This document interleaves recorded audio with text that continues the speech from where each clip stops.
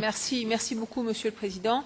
On a entendu, Monsieur l'ambassadeur, de la gravité dans votre voix, et vous avez tout à fait raison. La situation est très difficile pour la Tunisie, très difficile.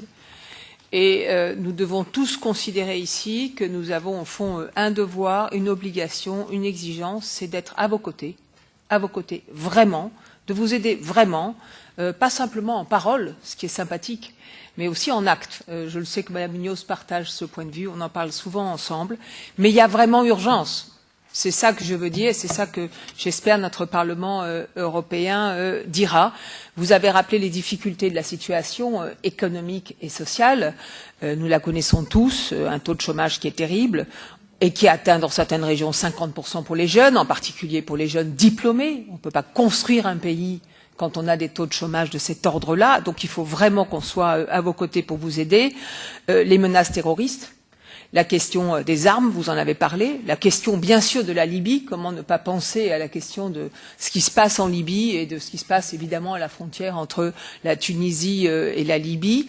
On voit bien qu'au fond, pour l'Europe, c'est très important de vous aider pour vous-même, mais pour nous-mêmes aussi. Nous avons besoin d'une Tunisie stable dans le moment et dans l'univers dans lequel nous sommes. Ça, c'est le premier point que je voulais dire. Donc, il faut vraiment qu'on soit à ce rendez-vous. C'est un accord que je considère pas seulement commercial, mais que je considère stratégique pour la Tunisie et pour l'Union européenne. Ça, c'est la première chose. La deuxième chose, c'est quelles sont les conditions, au fond, pour réussir cet accord. Quelles sont les conditions pour que ce soit un accord, vous avez dit, asymétrique.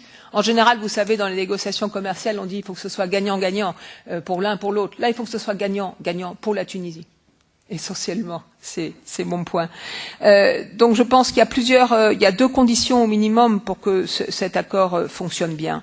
La première des conditions, c'est au-delà de la transparence, il faut un processus, au fond, que la société civile tunisienne soit pas seulement appelée à donner son avis, que le Parlement tunisien soit pas seulement appelé à donner son avis, mais il faut qu'ils aient le sentiment juste qu'ils bâtissent cet accord avec nous, ou que nous bâtissons cet accord avec eux.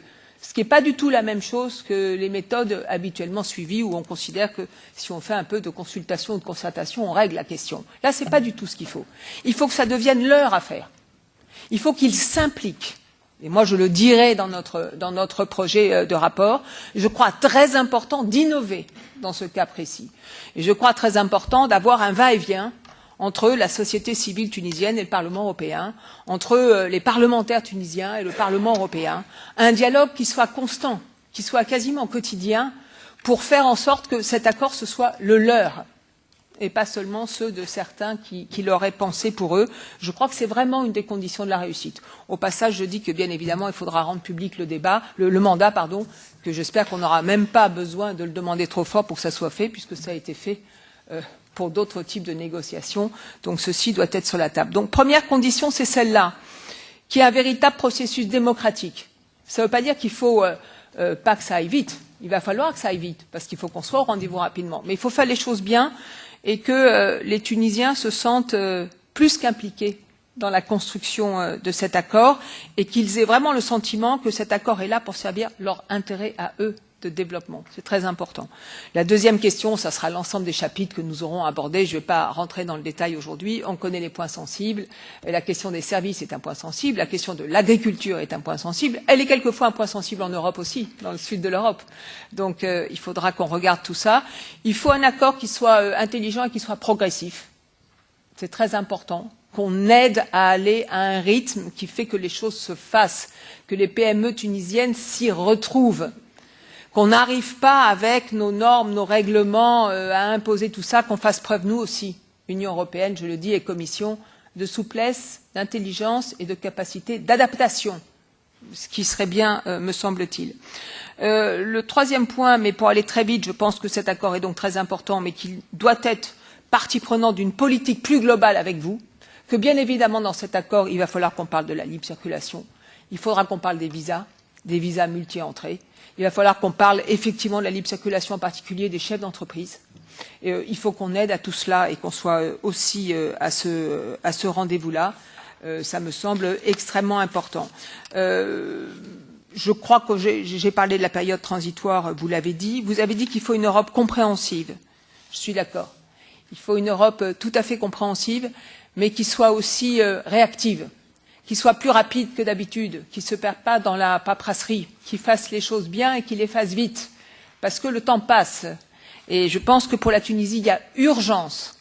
Et quand on voit la déstabilisation du monde à la frontière de la Tunisie ou pas loin, dans le bassin méditerranéen, on se rend bien compte que là, il y a quelque chose d'absolument vital qui se joue. J'ai été très heureuse de voir ce qui a été fait pour l'huile d'olive. Je soutiens totalement, et j'espère que l'ensemble du Parlement soutient la demande que vous faites d'augmentation d'un quota, et j'espère que la Commission va l'entendre. C'est un premier geste, c'est un premier signal. Et ce qu'il convient, et ça sera ma conclusion rapide, quand on est au point où en est la Tunisie dans ces difficultés, il faut que nous, avec vous, arrivions à redonner une perspective d'avenir à la Tunisie. Qu'on se dise que oui, derrière, les choses iront mieux, que les choses évolueront et que oui, il y a une perspective. Voilà.